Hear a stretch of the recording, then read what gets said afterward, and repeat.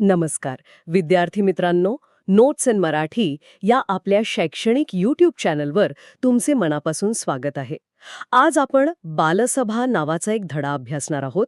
पण नेहमीप्रमाणे फक्त पाठाचा सारांश नाही, तर आपण याच्या खोलात शिरून यात दडलेले मोठे विचार आणि कल्पना शोधून काढणार आहोत. बरोबर. कारण वरवर पाहिलं तर ही एका शाळेतल्या कार्यक्रमाची गोष्ट वाटते, पण खरं तर हे एका यशस्वी प्रकल्पाचं, प्रभावी नेतृत्वाचं आणि सामाजिक जबाबदारीचे एक उत्तम उदाहरण आहे. हो, तर या साध्या वाटणाऱ्या गोष्टीतून आपण काय काय शिकू शकतो याचा शोध घेऊया. चला तर मग. सुरुवात करूया. आपल्याकडे इयत्ता 6वीच्या पुस्तकातील हा धडा आहे. यात पाळंदूर नालाच्या एका गावातील शाळेतल्या मुलांनी एक बालसभा आयोजित केली आहे. आणि या आयोजनाची सगळी जबाबदारी 6वीच्या वर्गावर आहे. हो, आणि इथे मला पहिली गोष्ट जी भावली ती म्हणजे त्यांच्या वर्गशिक्षिकेने मुलांना कामं कशी वाटून दिली. आणि ही खूप महत्वाची गोष्ट आहे. म्हणजे त्यांनी फक्त कामांची यादी करून ती मुलांवर लादली नाही. बरोबर.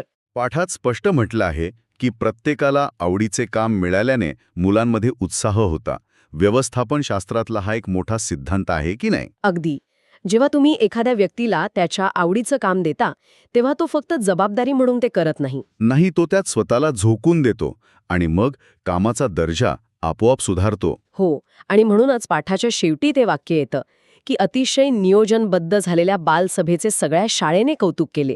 हे कौतुक म्हणजे त्या नियोजनाला मिळालेली पावती आहे. बरोबर. पण इथे अजून एक गोष्ट लक्षात घेण्यासारखी आहे. हा कार्यक्रम यशस्वी होण्यामागे फक्त व्यासपीठावर भाषणं देणारी मुलं नव्हती. नाही, अजिबात नाही. खरं यश तर पडद्यामागे काम करणाऱ्यांमध्ये दडलेलं होतं. हो, आभार प्रदर्शनामध्ये चंदार जेव्हा सगळ्यांची नावं घेतो तेव्हा या कार्यक्रमाची भव्यता आपल्या लक्षात येते. बरोबर. मिनल आणि जॉन यांनी व्यासपीठ व्यवस्था सांभाळली. प्रकाशने ध्वनी व्यवस्था पाहिली. हे सगळं बॅकस्टेजचं काम आहे. आणि कोणत्याही मोठ्या कार्यक्रमात हे काम सर्वात महत्वाचं असतं. पण अनेकदा दुर्लक्षित राहतं. हो, दुर्लक्षित राहतं. आणि फक्त विद्यार्थीच नाही, तर शाळेचे शिपाई मामा आणि सेविका मावशी त्यांनीही मदत केली. आभार प्रदर्शनात त्यांचा उल्लेख करणं हे मुलांना लहान वयातच इन्व्हिजिबल लेबर म्हणजेच अदृश्य श्रमाची जाणीव करून देण्यासारखं आहे. बरोबर, जी व्यक्ती व्यासपीठावर दिसत नाही तिच्या कामालाही तितकंच महत्त्व आहे. ही शिकवण खूप मोलाची आहे. अगदी. यातून सांघिक कार्याची म्हणजे टीमवर्कची खरी भावना दिसून येते. एक संघ म्हणून यशस्वी व्हायचं असेल तर प्रत्येक घटकाचा सहभाग महत्वाचा असतो. कुणी सजावट करतं, कुणी साहित्याची जमवाजमाव करतं, कुणी पाहुण्यांचं स्वागत करतं. ही सगळी कामं मिळून एक यशस्वी कार्यक्रम तयार होतो. म्हणजे हा धडा मुलांना केवळ एक गोष्ट सांगत नाही, तर एक उत्तम संघ कसा तयार करायचा याचं प्रात्यक्षिकच देतो. अगदी बरोबर. आता कार्यक्रमाच्या मुख्य भागाकडे वळूया. ही बालसभा 2 महान व्यक्तींच्या स्मरणार्थ आयोजित केली होती. महात्मा ज्योतिराव फुले यांची पुण्यतिथी आणि डॉक्टर बाबासाहेब आंबेडकर यांचा महापरिनिर्वाण दिन. हो, मुलांनी दिलेल्या भाषणांमधून या दोन्ही व्यक्तिमत्वांची ओळख करून दिली आहे. सुरुवात होते इयत्ता 5वीच्या अनवरच्या भाषणाने. आणि अनवर महात्मा फुले यांच्याबद्दल बोलतो. तो सांगतो की महात्मा फुलेंनी मुलींसाठी पहिली शाळा सुरू केली. पण तो फक्त ही ऐतिहासिक माहिती देऊन थांबत नाही. नाही, तो त्या घटनेला वर्तमानाशी जोडतो. हो, आणि हे खूप महत्वाचं आहे. तो म्हणतो, आज स्त्रिया शिकून आपल्या कुटुंबाबरोबरच देशाच्या विकासाला हातभार लावत आहेत. म्हणजे तो फक्त भूतकाळात काय घडलं हे सांगत नाहीये, तर त्या घटनेचा आज आपल्या जीवनावर काय परिणाम झाला आहे हे अधोरेखित करतोय. बरोबर. महात्मा फुले यांनी लावलेल्या त्या छोट्याशा रोपट्याचा आज किती मोठा वटवृक्ष झाला आहे हे तो दाखवून देतोय. हीच तर खरी दूरदृष्टी. इतिहासाकडे पाहण्याचा हाच योग्य दृष्टिकोन आहे, नाही का? बरोबर. तो केवळ तारखा आणि घटनांचा संग्रह नाही. नाही, तो वर्तमानाला आकार देणाऱ्या प्रेरणांचा प्रवाह आहे. अनवरच्या भाषणातून हेच दिसतं की फुलेंचं कार्य केवळ त्या काळापुरतं मर्यादित नव्हतं. ते आजही तितकंच प्रासंगिक आहे.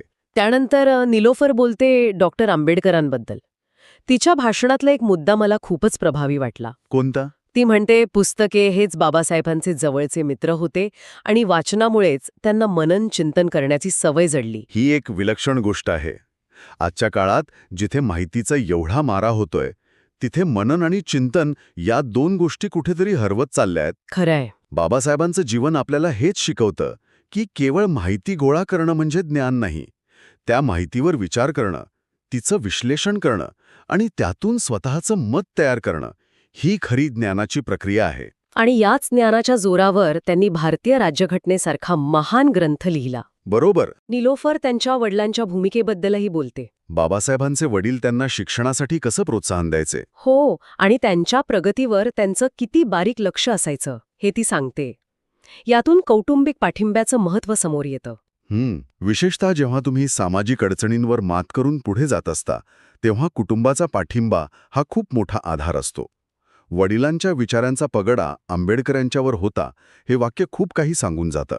ते केवळ वडील नव्हते, तर एक मार्गदर्शक होते. अगदी. आणि मग गुरुप्रीत येतो. तो या दोघांना दीपस्तंभ असं संबोधतो. किती समर्पक उपमा आहे ही. हो, कारण दीपस्तंभ काय करतो? तो समुद्रातल्या वादळात, अंधारात जहाजांना योग्य दिशा दाखवतो. तो स्वतः स्थिर राहून इतरांना मार्ग दाखवतो. बरोबर. फुले आणि आंबेडकर यांचं कार्यही तसंच आहे. त्यांनी सामाजिक विषमतेच्या आणि अज्ञानाच्या अंधारात समाजाला प्रगतीची दिशा दाखवली. म्हणूनच गुरुप्रीतने वापरलेली ही उपमा केवळ अलंकारिक नाहीये, तर ती त्यांच्या कार्याचं सार सांगणारी आहे. अगदी. गुरुप्रीतने आणखी एक महत्त्वाचा मुद्दा मांडला. त्याने सत्यशोधक समाजाची स्थापना, विधवा विवाहास प्रोत्साहन यांसारख्या ठोस कामांचा उल्लेख केला. हो, यातून हे स्पष्ट होतं की हे नेते केवळ विचारवंत नव्हते, तर ते कृतिशील सुधारक होते. त्यांनी फक्त समस्या सांगितल्या नाहीत, तर त्यावर उपाय शोधले आणि ते प्रत्यक्षात आणण्यासाठी संस्थात्मक कार्य उभं केलं. आणि हेच त्यांच्या मोठेपणाचं गमक आहे. विचार मांडणं सोपं असतं, पण ते विचार प्रत्यक्षात आणण्यासाठी आपलं आयुष्य पणाला लावणं, समाजाचा विरोध सहन करणं, यासाठी प्रचंड धैर्य लागतं. खरंय. यानंतर येतो तो बालसभेचा अध्यक्ष कुणाल. त्याचं भाषण तर कार्यक्रमाचा कळसच आहे असं मला वाटतं. हो, तो विंदा करंदीकरांची एक अप्रतिम कविता सादर करतो. देणाऱ्याने देत जावे, घेणाऱ्याने घेत जावे. घेता घेता एक दिवस देणाऱ्याचे हात घ्यावे. अप्रतिम. ही कविता खूपच अर्थपूर्ण आहे. याचा वरवरचा अर्थ दानधर्माशी संबंधित वाटू शकतो, पण कुणाल तिला एका वेगळ्याच उंचीवर नेतो. हो, तो विचारतो देणाऱ्याचे हात घेणे म्हणजे काय? आणि त्याचं उत्तरही तोच देतो. याचा अर्थ ज्यांनी आपल्याला ज्ञान दिलं, संधी दिली, त्यांच्यासारखं दातृत्व आपल्या अंगी बाणवणं. त्यांच्याकडून प्रेरणा घेऊन आपणही देणारे बनणं. हो, आणि तो या कवितेला थेट फुले आणि आंबेडकरांच्या कार्याशी जोडतो. तो म्हणतो की या महापुरुषांनी आपल्याला शिक्षणाचा, ज्ञानाचा वारसा दिला आहे. आता तो वारसा पुढे नेण्याची जबाबदारी आपली आहे. बरोबर. तो एक संकल्प मांडतो. आपणही शिक्षणाची गंगा घरोघरी पोचवूया आणि आपल्या परिसरातील एकही विद्यार्थी शाळाबाह्य राहणार नाही यासाठी प्रयत्न करूया. आणि इथे कार्यक्रम फक्त एक माहिती देणारा सोहळा राहत नाही, तर तो एक प्रेरणादायी कृती कार्यक्रम बनतो. कुणाल फक्त समारोप करत नाहीये. तो एक आवाहन देत आहे, एक ध्येय देत आहे. हो, तो म्हणतो की फुले आंबेडकरांना खरं अभिवादन म्हणजे त्यांचे फोटो लावणं किंवा भाषणं देणं नाही, तर त्यांचं कार्य पुढे नेणं हेच खरं अभिवादन आहे. ही खूप मोठी आणि प्रौढ जाणीव आहे. खरंच. आणि शेवटी चंदारने मानलेले आभार. त्याने कुणालाही वगळलं नाही. मुख्याध्यापिका, शिक्षक, शिपाई मामा, सेविका मावशी. आणि कार्यक्रमात पडद्यामागे पुढे काम केलेल्या सगळ्या विद्यार्थ्यांची नावं घेऊन त्याने आभार मानले. हो, नीता, तन्वी, मीनल, जॉन, प्रकाश सगळ्यांची नावं घेतली. हे खूप महत्वाचं आहे. मोठ्या कंपन्यांमध्ये सुद्धा ॲक्नॉलेजमेंट अँड रिकग्निशन म्हणजे कामाची दखल घेणं आणि कौतुक करणं हे खूप महत्वाचं मानलं जातं. अच्छा. चंदार नकळतपणे तेच करत आहे. प्रत्येकाच्या योगदानाला नाव घेऊन महत्त्व देण्याने त्या व्यक्तीला आपण संघाचा एक महत्त्वाचा भाग आहोत याची जाणीव होते. एका चांगल्या संगनायकाचं हे उत्तम लक्षण आहे. या धड्यात फक्त पाळंदूरच्या शाळेचं उदाहरण नाहीये.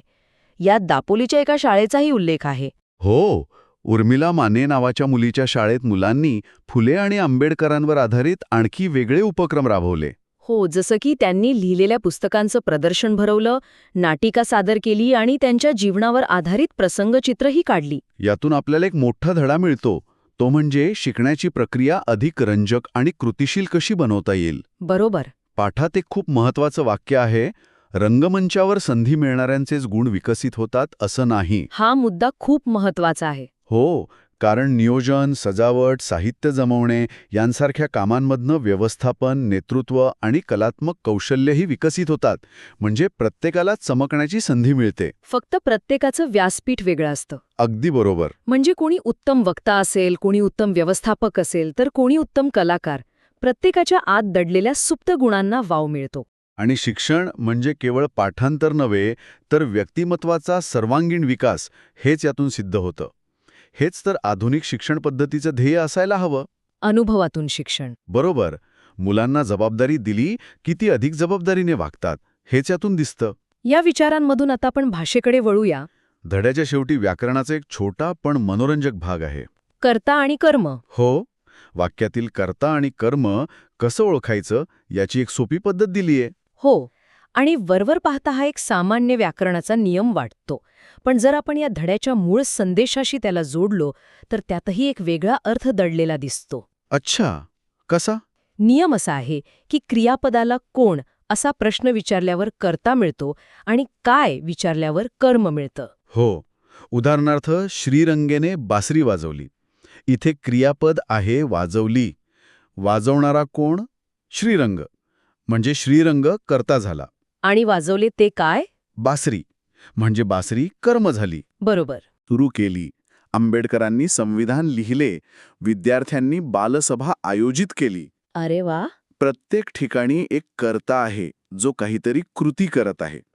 मराठी भाषेची रचनाच कर्त्याला आणि त्याच्या कृतीला महत्त्व देते.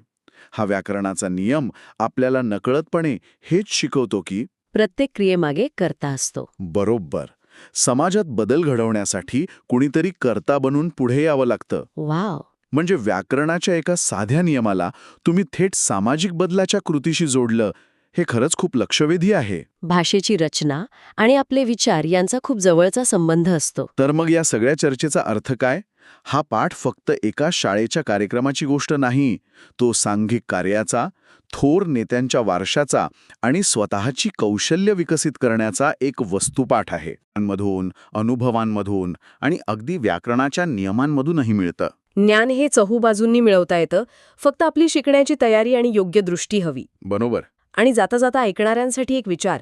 या धड्याच्या शेवटी एक छोटीशी परिस्थिती दिली आहे. हो, ती सीमाची गोष्ट. बरोबर. परीक्षेला निघालेल्या सीमा नावाची एक मुलगी आहे आणि तिची सायकल अचानक पंक्चर होते. प्रश्न विचारला आहे, सीमाने काय केले असेल बरे? हा प्रश्न केवळ कल्पनाशक्तीला चालना देण्यासाठी नाही. हा आपल्याला कठीण परिस्थितीत निर्णय घेण्यास आणि समस्या सोडवण्यास प्रवृत्त करतो. महात्मा फुले आणि डॉक्टर आंबेडकर यांच्या आयुष्यात तर प्रत्येक पावलावर संकटं होती. त्यांच्याकडून आपण चिकाटी आणि संकटावर मात करण्याची जी शिकवण घेतली, ती सीमाला इथे कशी उपयोगी पडू शकेल? बरोबर. ती रडत बसेल, मदतीची वाट पाहत राहील की स्वतःच काहीतरी उपाय शोधेल? हो, कारण खरं शिक्षण तेव्हाच पूर्ण होतं जेव्हा आपण ते आपल्या आयुष्यातल्या अशा छोट्या मोठ्या अनपेक्षित प्रसंगामध्ये वापरू शकतो. यावर नक्की विचार करा.